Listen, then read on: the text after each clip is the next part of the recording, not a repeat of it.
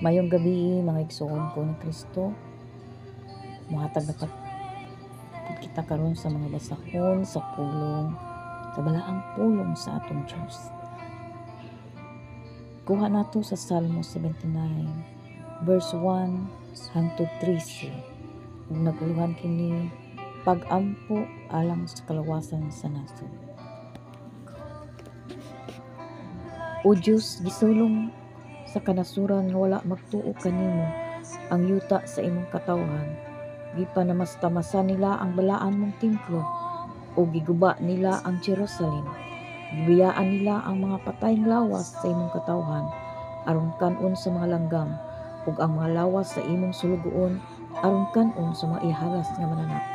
Ipabanaw nila ang dugo sa imong katawhan sama sa tubig sa tibuok sa Jerusalem ug wala nay nahibiling aron pagdubong sa mga patay. Ang kasikbit nga kanasuran nagbiay-biay kanamo. Gikataw-an kami nila og giyugib o Ginoo kanus ang matapos ang imong kasuko kanamo. Hangtod ba sa kangturan?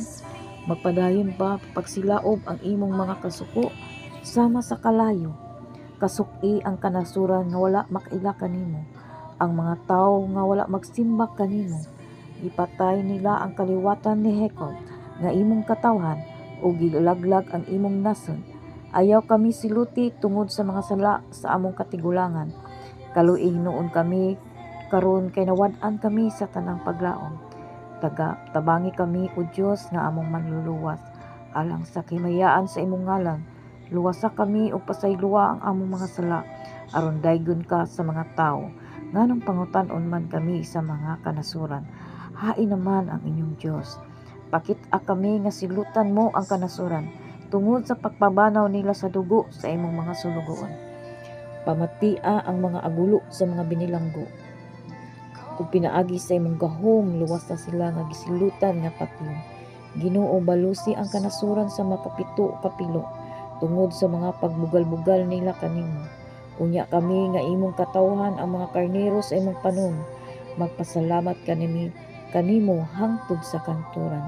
Ug daygon kanamo og sa maabot nga kaliwatan.